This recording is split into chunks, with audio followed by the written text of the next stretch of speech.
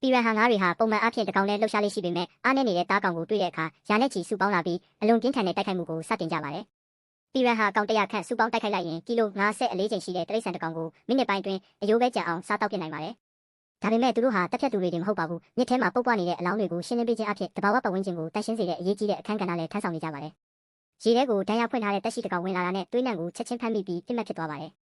ဒါပေမဲ့ပြည်ရန်ဟာတွေကိုတောင် Black Cayman မိချောင်းကြီးတွေနဲ့ပန်းရောင်မြင်းလင်းပိုင်တွေကအမဲလိုက်စားတောက်ကြပါတယ်။ဒီလိုနဲ့အမေဇုံမြစ်ရဲ့အစာကွင်းဆက်ဟာဟန်ချက်ညီစွာလည်ပတ်နေပါတယ်။တင်းငယ်တဲ့ကိုခန္ဓာရှိပေမဲ့အေယာမသားကောင်တွေကိုတောင်အနိုင်ယူနိုင်တဲ့စွမ်းအားရှိကြောင်းကိုပြည်ရန်ဟာကတက်တည်ပြနေပါတယ်။ကိုလံဘီယာအမေဇုံဒေသရဲ့မြစ်တွေရေကန်တွေနဲ့ရွှွန့်လွန်ဒေသတွေမှာတောင်အမေရိကရဲ့အကြီးဆုံးရေချိုသားရဲတွေကတကောင်ဖြစ်တဲ့ Black Cayman မိချောင်းကြီးနေထိုင်ပါတယ်။နှစ်တန်းပေါင်းများစွာဒီရေပြင်တွေကိုအုပ်ဆိုးလာခဲ့တဲ့ရှေးဟောင်းတွားတဝါဖြစ်ပါတယ်။အထီးကောင်ကြီးတွေဟာအရှည်9မီတာကျော်အထိကြီးထွားနိုင်ပြီးအမေဇုံမြစ်ရဲ့ထိပ်တန်းသားရဲဖြစ်လာကြပါတယ်။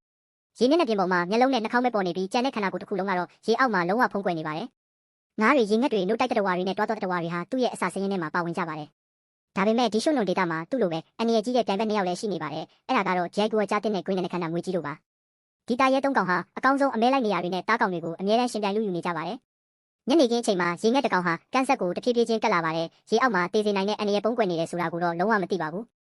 Black Cayman ကတော့မလုံမရှက်စောင့်နေပါတယ်။ရေစီးကြောင်းကသူ့ရဲ့ရှိနေမှုကိုလုံးဝဖုံးကွယ်ထားပါတယ်။တားကောင်ကနီးလာလေးလေးသူကပို့ပြီးစိတ်ရှည်စွာစောင့်နေပါတယ်။တိုက်ခိုက်ဖို့အချိန်ကျပြီဆိုတာနဲ့ရင်းနှက်ပြင်းကိုအားပြည့်နဲ့ဖောက်ထွက်ပြီးမိုးကြိုးလိုညံဆန်တဲ့တိုက်ခိုက်မှုကိုဆင်နွှဲလိုက်ပါတယ်။အံ့အားသင့်စေတဲ့တိုက်ခိုက်မှုမေယိုရဲ့အင်အားနဲ့နှစ်တန်းပေါင်းများစွာဆင်ကဲပြောင်းလဲလာတဲ့တိကျမှုကြောင့်အမဲလိုက်ခြင်းဟာချက်ချင်းအဆုံးသတ်သွားပါတယ်။ဒါပေမဲ့ဒီလောက်အင်အားကြီးတဲ့ Black Cayman တောင်တစ်ခါတလေ Jack ကိုကြားသိရဲ့လူရဲ့ချင်းကိုခံရနိုင်တယ်လို့ရေအောက်မှာ Green နဲ့ခန္ဓာငွေကြီးနဲ့လည်းထိတ်တိုက်တွေ့နိုင်ပါတယ်။ဒီသားရဲကြီး3ကောင်ရဲ့ပြိုင်ဆိုင်မှုကအမေဇုံတော်ရဲ့တဘာဝဟန်ချက်ကိုထိမ့်သိမ်းပေးနေပါတယ်။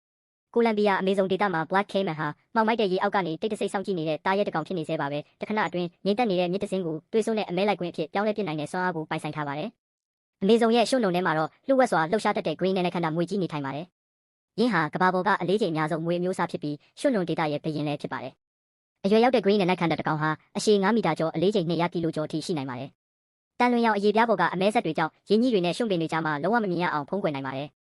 နှစ်ခွရှာနဲ့အပူခံအာယုံခံစနစ်ကိုအသုံးပြုပြီးအမောင်တူထဲမှာတောင်တားကောင်ရဲ့ကိုယ်ပူကိုအတိအကျရှာဖွေနိုင်ပါတယ်။အမဲလိုက်ချိန်မှာတော့မျက်လုံးနဲ့နှာခေါင်းပဲရင်းနဲ့ပြင်ပေါ်နေပြီးအချိန်ကိုစိတ်ရှည်စွာစောင့်ဆိုင်းနေပါတယ်။အချိန်ကြာတာနဲ့လျှက်စီးလိုမြန်ဆန်တဲ့အချိန်နဲ့တိုက်ခိုက်ကကောက်ချိတ်လိုကွေးနေတဲ့တွားရချီနဲ့တားကောင်ကိုဖမ်းဆီးလိုက်ပါတယ်။ထို့နောက်ခန္ဓာကိုယ်တစ်ခုလုံးနဲ့ရစ်ပတ်ဖိညစ်လိုက်ပြီးသွေးလည်ပတ်မှုနဲ့အသက်ရှူစနစ်ကိုစက္ကန့်ပိုင်းတွင်ရပ်တန့်စေပါတယ်။ Green နဲ့ခန္ဓာဟာရေအောက်ကဘာရဲ့တိတ်ဆိတ်တဲ့တရဲတစီလိုတားရဲတစ်ကောင်ဖြစ်ပြီးစင်ကဲပြောင်းလဲမှုရဲ့အကောင်းဆုံးဖန်တီးမှုတွေကတစ်ခုလည်းဖြစ်ပါတယ်။အမေဇုံမြစ်ထဲမှာနေထိုင်တဲ့ကျန်သားတွေကတော့လူအများထင်ထားသလိုချစ်စရာတိရစ္ဆာန်တွေမဟုတ်ပါဘူး။သူတို့ဟာမြုပ်ဝင်ပလွေလို့တောင်ခေါ်ဆိုရတဲ့အဖွဲ့လိုက်အမဲလိုက်ကျွမ်းကျင်သူတွေဖြစ်ပါတယ်။အရွယ်ရောက်တဲ့ကျန်သားတစ်ကောင်ဟာအရှည်2မီတာနီးပါးရှိပြီး muscle အမျိုးရိုးထဲမှာအကြီးဆုံးဖြစ်ပါတယ်။သူတို့ဟာတစ်ကောင်တည်းအမဲမလိုက်ပဲ10ကောင်ထိပါဝင်တဲ့မိသားစုအဖွဲ့လိုက်လှုပ်ရှားကြပါတယ်။အတန်မျိုးပေါင်း20ကျော်ကိုအသုံးပြုပြီးအချင်းချင်းဆက်သွယ်ကတားကောင်ရဲ့တည်နေရာကိုအတိအကျပြောဆိုနိုင်ကြပါတယ်။ငါးအုပ်တွေကိုစစ်တပ်လိုစနစ်တကျဝိုင်းရံပိတ်ဆို့ပြီးအဖွဲ့လိုက်တိုက်ခိုက်ကြပါတယ်။ငါးကြီးတွေနဲ့ပြည်ရန်ဟာတွေကိုတော့အနိုင်ယူနိုင်တဲ့အထိတတိရှိကြပြီးသူတို့ရဲ့တန်မာတဲ့မေယိုကအယိုးနဲ့အခွန်မာတွေကိုပါချိုးဖျက်နိုင်ပါတယ်။